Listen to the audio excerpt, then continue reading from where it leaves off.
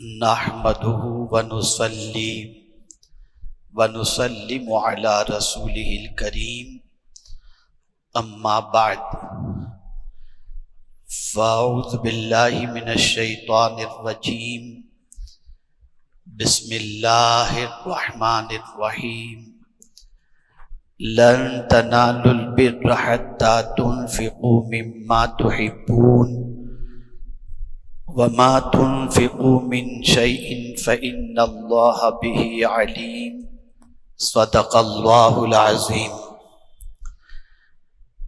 الصلاة والسلام عليك يا رسول الله الصلاة والسلام عليك يا حبيب الله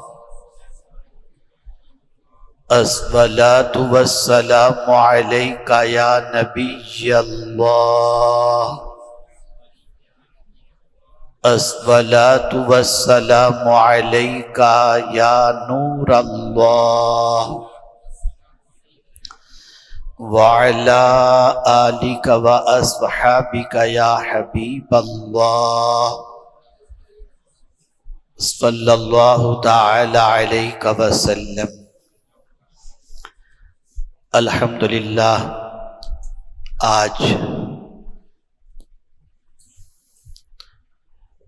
تیسری تراویح ادا کرنے کی سعادت نصیب ہوئی اور رب کے فضل اور اس کے پیارے حبیب صلی اللہ علیہ وسلم کے صدق و طفیل حالت نماز میں 4.5 پارے سننے کی سعادت نصیب ہوئی. بہت ساری آیتیں آج ایسی ہیں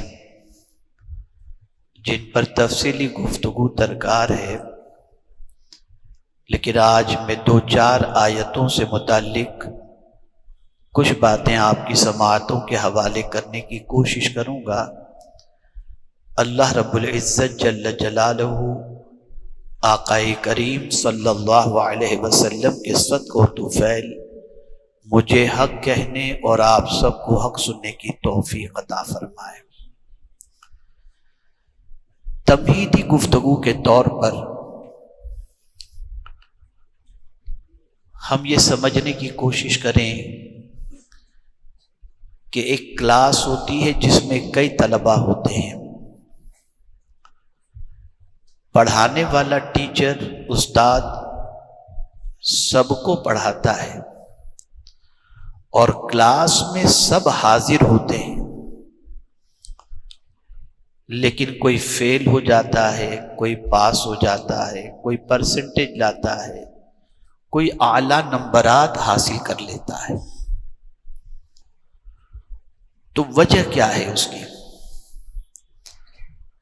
تو اس کی وجہ یہ ہے کہ جتنے پڑھنے کے لیے کلاس کے اندر بیٹھے تھے سب نے وقت تو پورا خرچ کیا،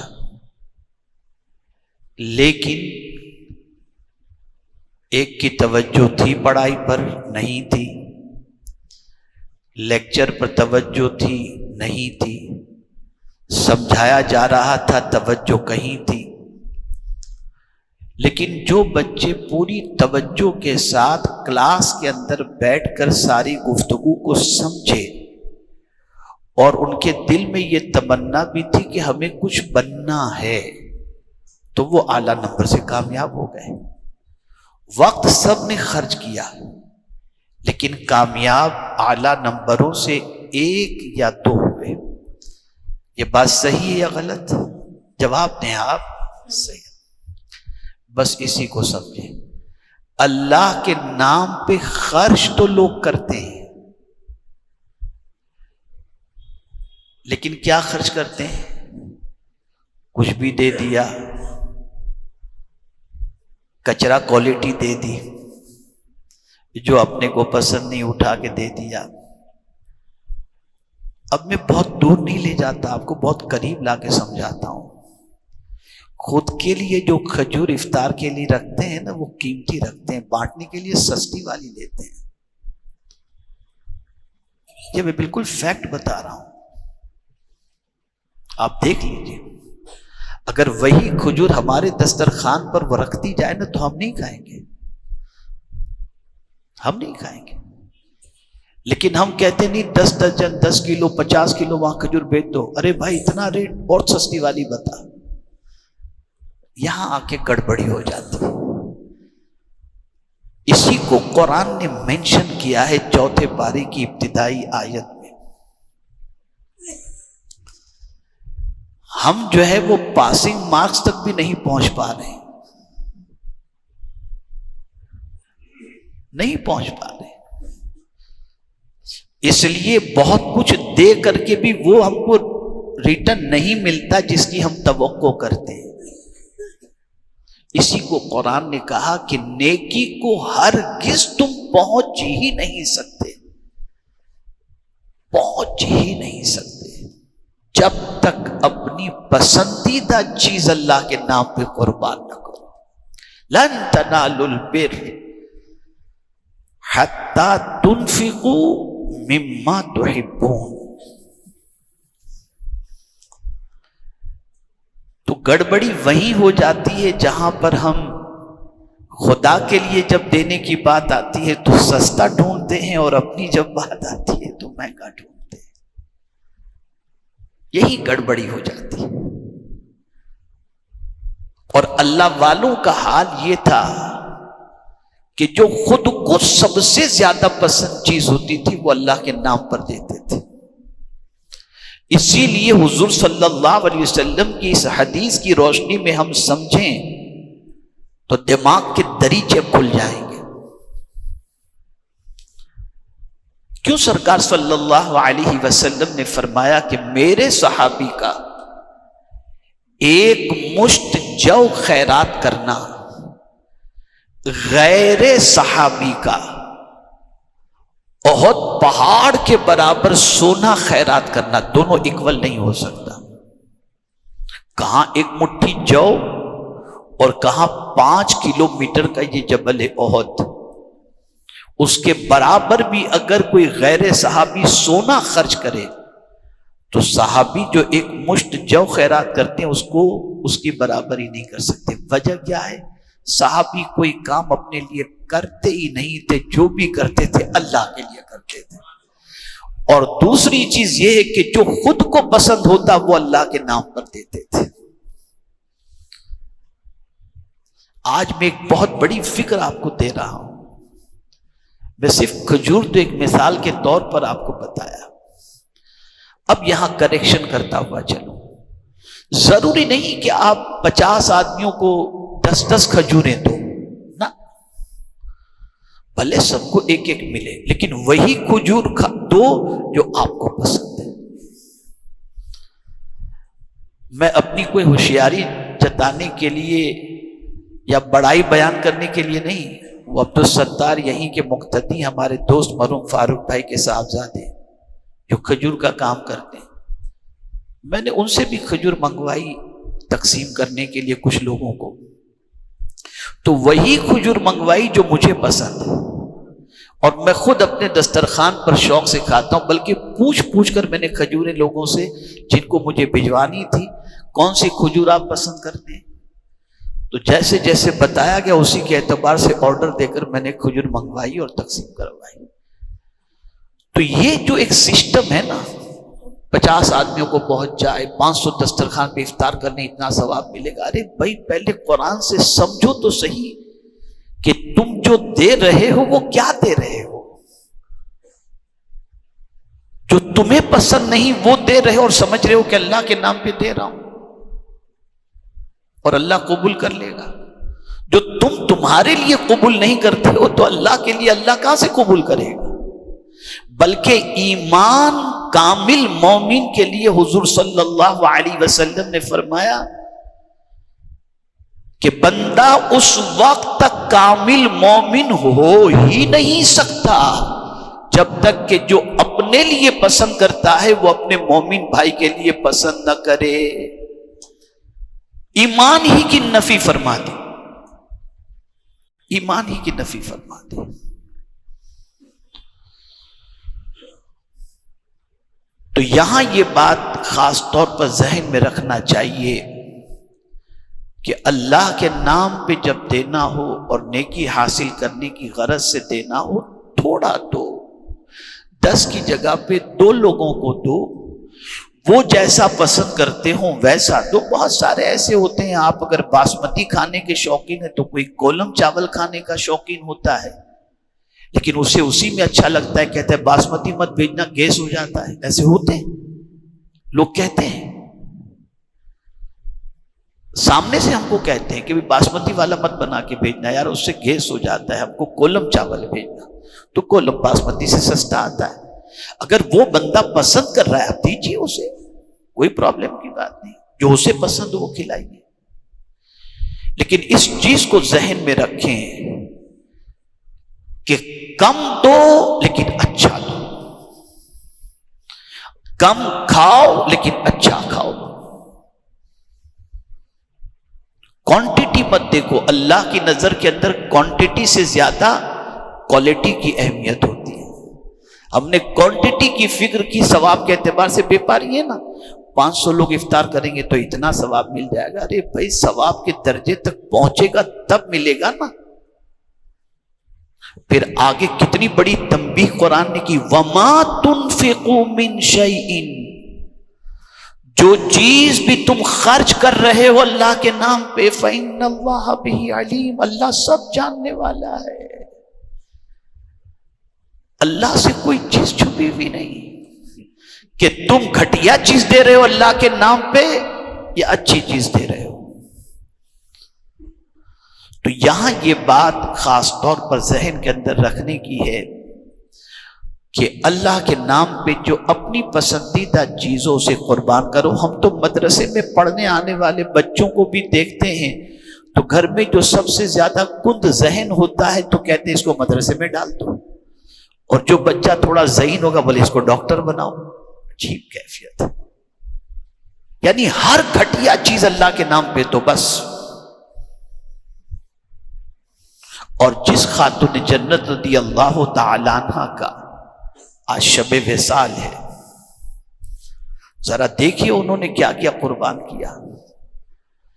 ایک چیز بھی دیتے وقت یہ نہیں دیکھا کہ یہ چیز ہلکی ہے، بلکہ یہ دیکھا جو سب سے پسندیدہ چیز ہے اسے اللہ کے نام پہ لٹا دیا۔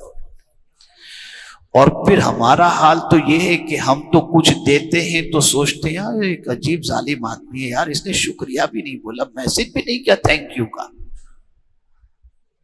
لیکن قربان جائیے خاتون جنت کی عظمت پر، بھوکے رہ کر سائلوں کو کھلایا، اور سائلوں نے جب کہا کہ اللہ آپ کو اس کا اجر عطا فرمائے، ہم آپ کا شکریہ ادا کرتے ہیں، تو صاف لفظوں میں کہا کہ نہیں، ہمیں اس کی کوئی حاجت نہیں کہ تم ہمارا شکریہ ادا کرو، ہم نے تو تم کو اللہ کے لیے کھلایا ہے اور ہمارا کوئی مقصد اس کے اندر نہیں ہے۔ میرے پیارے آقا صلی اللہ علیہ وسلم کے پیارے دیوانوں، یہاں ایک اور بات بھی میں آپ کی سماعتوں کے حوالے کرتا ہوا چلوں، اور وہ یہ ہے کہ جیسا کہ میں نے کل عرض کیا تھا، نیکی کر کے انسان سے اجر کی توقع نہ رکھو، یہ اس چیز کو ذہن میں رکھو ہمیشہ۔ کسی سے بھی بھلائی کرو تو اس سے بدلے کی امید مت رکھو، بھلائی کسی سے بھی کرو امید اپنے رب قدیر سے رکھو۔ یہ خاص نقطہ ہمیشہ کے لیے ذہن میں رکھیے گا۔ جہاں آپ نے اس سے امید رکھی گویا آپ نے اس سے دنیا ہی میں اپنی نیکی کا بدلہ لینے کا ارادہ کر لیا۔ اب یہاں بہت اہم واقعہ مجھے یاد آ رہا ہے۔ ہم کبھی کبھی کوئی مصیبت میں گرفتار ہوتے ہیں تو پھر اللہ کی بارگاہ میں دعا، مولا میں نے وہ نیکی بھی کی تھی، وہ نیکی بھی کی تھی، اس کے صدقے میں تو مصیبت دور کر دی۔ اور کچھ لوگ کہتے ہیں، خاص میں آپ سے گزارش کرتا ہوں کہ ایک ہمارے بہت قریبی ہیں جن کو اللہ نے لاک ڈاؤن سے پہلے اتنا نوازا تھا، اتنا نوازا تھا جس کی کوئی انتہا نہیں. آج وہ سخت بیچارے امتحان میں آ چکے ہیں. تو جب امتحان میں آئے تو مجھے انہوں نے کہا کہ حضرت میں اتنے غریبوں کو دیتا تھا، نہ میں یہ کرتا تھا، نہ میں وہ کرتا تھا، نہ مجھ پر اتنی مصیبت کیوں؟ آدمی کے ذہن میں بات آتی ہے. اس کے صدقے میں تو اللہ کوئی کرم کر دیتا.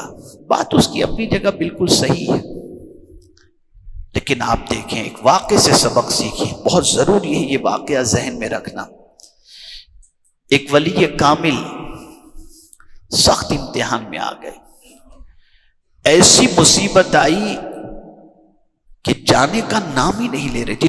توڑ ڈالی اس بزرگ کو.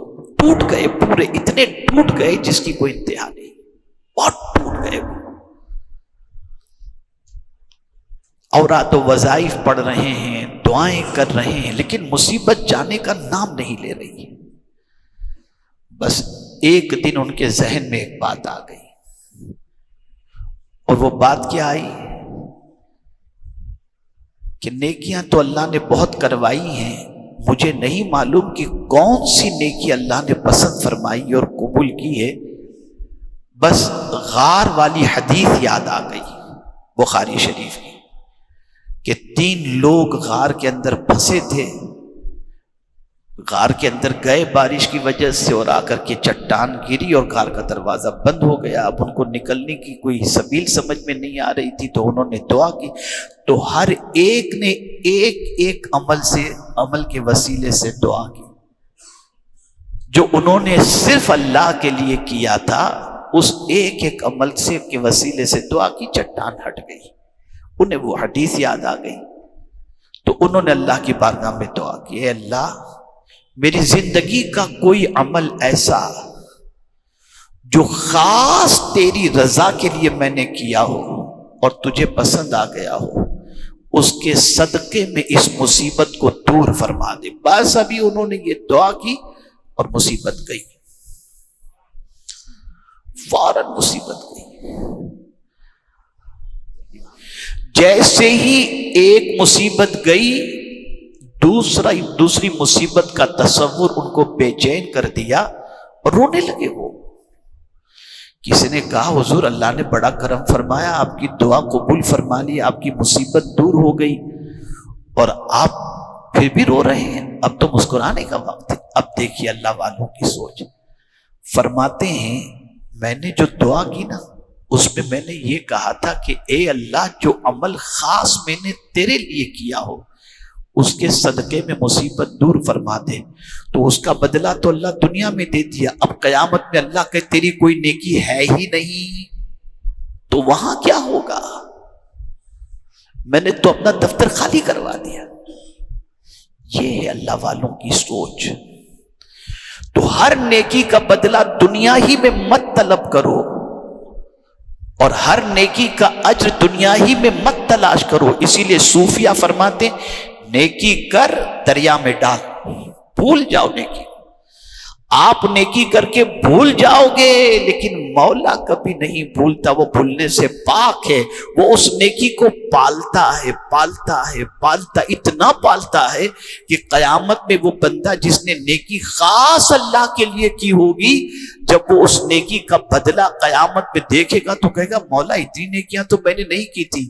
تو جواب میں کہا جائے گا وہ ایک کام جو تو نے میری رضا کے لیے کیا تھا نا، میں نے اس کو پالا ہے، اور آج اتنی نیکی کا پہاڑ تیرے سامنے اس کا موجود. یہ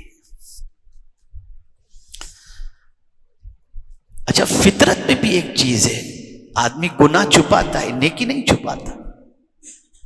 اگر رات کو وہ گناہ کیا ہوگا نا، اور کسی کا فون آ جائے تو یہ نہیں کہے گا کہ میں ابھی گناہ کر کے فری ہوا ہوں، نہیں. وہ چاہے گا کہ اس کا پتہ کسی کو نہ چلے. لیکن اگر رات کو اس نے تہجد پڑھی اور اچانک تہجد کے بعد فون آ گیا، ہاں بس میں ابھی مصلی ہی پر ہوں، میں نے ابھی تہجد سے میں فارغ ہوا ہوں.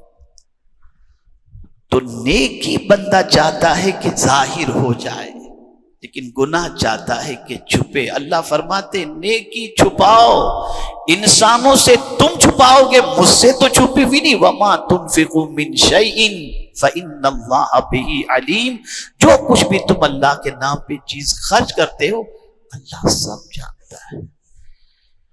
اور پھر یہاں یہ بھی بتا دوں، اپنی بساط کے مطابق خرچ کرو، قرض لے کر کے نہیں، چندہ کر کے نہیں۔ آپ کی بساط ہے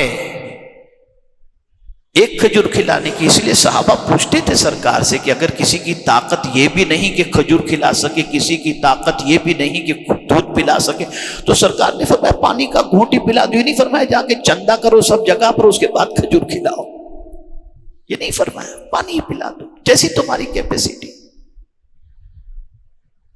تو یہ جو شریعت کا کانسیپٹ ہے اسے ذہن سے اوجھل نہیں ہونا چاہیے۔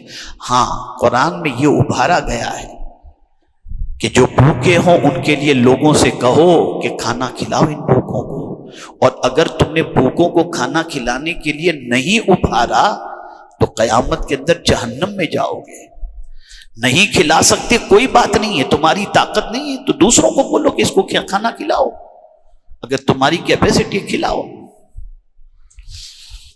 تو ایک آیت تو یہ ہوئی، اور میں سمجھتا ہوں کہ کافی کنفیوژن دور ہو گیا ہوگا، اور اصل اور روح تک آپ پہنچنے کی کوشش آج کیے ہوں گے کہ ہمیں کیا خرچ کرنا چاہیے۔ گھر میں بھی کھانا بناؤ تو کام والیوں کو، سائلوں کو جب دینا ہو تو کل کا نکال کے مت دو، جو تم اپنے لیے پسند کرتے ہو وہی ان کو دو۔ ہاں بچ جائے اور اگر کوئی کہتا ہے اس کے کھانے میں کوئی اعتراض کی بات نہیں تو ٹھیک ہے، کوئی پرابلم نہیں۔ ایک تو یہ آیت، اور اس کو میں دوسری آیت سے اگر جوڑ کر کے کہوں تو یہ آیت اور اس آیت کو دونوں کو ایک مطلب سمجھنے میں آسانی ہو جائے گی۔ یہاں فرمایا لن تنالوا البر حتی تنفقوا مما تحبون، جو تمہیں پسند ہے، اور تھوڑے سے آگے جا کر کے آیت آئی یا ایھا الذین آمنوا اتقوا اللہ حق تقاتہ، اے ایمان والو اللہ سے ڈرو جیسا کہ اس سے ڈرنے کا حق ہے، ایسے ہی خرچ اللہ کے نام پر ویسا کرو جیسا خرچ کرنے کا حق ہے، اور وہ حق یہ ہے کہ اپنی پسند کی چیز اللہ کے نام پہ خرچ کرو۔ اللہ سے ڈرنے کی بات ہر کوئی کرتا ہے، لیکن ڈرنے کا حق جیسے کلاس کے اندر بیٹھے ہوئے بچے سب حق ادا نہیں کرتے تعلیم کا، ایسے ہی اللہ سے ڈرنے کی بات کرنے والا بھی اللہ سے ڈرنے کا حق ادا نہیں کرتا۔ اور پھر اس کو اور آگے تھوڑے سے ربط کے اعتبار سے بتاؤں تو سمجھ میں آ جائے گا۔ آج ہماری قوم یہ کہتی ہے کہ غیر مسلموں کے پاس جو ہے بہت مال ہے، بہت مال ہے، بہت مال ہے، ان کے پاس کوئی کمی نہیں ہے، وہ یہ کرتے ہیں وہ کرتے ہیں پھر بھی مزے میں ہیں۔ ایسے ہی ہوتا ہے کہ دنیا میں بہت سارے انسان گناہ کرتے ہیں، گناہ کرتے ہیں، گناہ کرتے ہیں، اور گناہ کی وجہ سے ان کی کوئی پکڑ نہیں ہوتی، وہ سمجھتے ہیں چل رہی ہے اپنی گاڑی، اللہ کو معاذ اللہ معاذ اللہ، یعنی وہ یہ سمجھتے ہیں کہ وہ سب اللہ خیر فرمائے جو بھی ہو۔ تو اللہ اس کی اصلاح فرماتا ہے اور ذہن کو زور دینے کے لیے فرماتا ہے وَلَا يَحْسَبَنَّ الَّذِينَ كَفَرُوا أَنَّمَا نُمْلِي لَهُمْ خَيْرًا لِأَنفُسِهِمْ إِنَّمَا نُمْلِي لَهُمْ لِيَزْدَادُوا إِثْمًا وَلَهُمْ عَذَابٌ مُهِينٌ۔ کافر یہ گمان نہ کریں کہ ہم جو ان کو ڈھیل دے رہے ہیں یہ ڈھیل ان کے حق میں بہتر ہے، نہ، یہ گمان نہ کریں۔ وہ انما نملی لہم لیزدادوا اثما، ڈھیل اس لیے دی جا رہی ہے تاکہ وہ اور گناہ کریں اور پھر اللہ ان کو سخت ترین عذاب کے اندر گرفتار فرمائے۔ اس لیے ہمیشہ اس چیز کو ذہن میں رکھیں کہ اگر گناہ کرنے کے بعد فوری پکڑ نہ ہوتی ہو تو ڈرنا چاہیے کہ سخت ترین عذاب تو ہمارے استقبال کے لیے تیار نہیں ہے۔ یہ فلسفہ ہے قرآن کا۔ 3 اسٹیج ہوتے ہیں، اسے سمجھیں۔ جب بندہ پہلی بار گناہ کرتا ہے تو اللہ درگزر فرما دیتا ہے، نظر انداز فرما دیتا ہے۔ دوسری مرتبہ وہ بندہ گناہ کرتا ہے تو اللہ تعالیٰ اس کو تکلیف میں گرفتار کرتا ہے، تنبیہ کرتا ہے، کوئی نہ کوئی مصیبت میں ڈال دیتا ہے جس سے وہ الرٹ ہو جائے کہ پکڑ ہونے والی ہے، اور اس کے بعد بھی بندہ جب بے باک ہو جاتا ہے پھر اللہ عز و جل کی طرف سے کوئی مہلت نہیں ملتی، پھر اس کی پکڑ بہت سخت ہوتی ہے، بہت سخت ہوتی ہے۔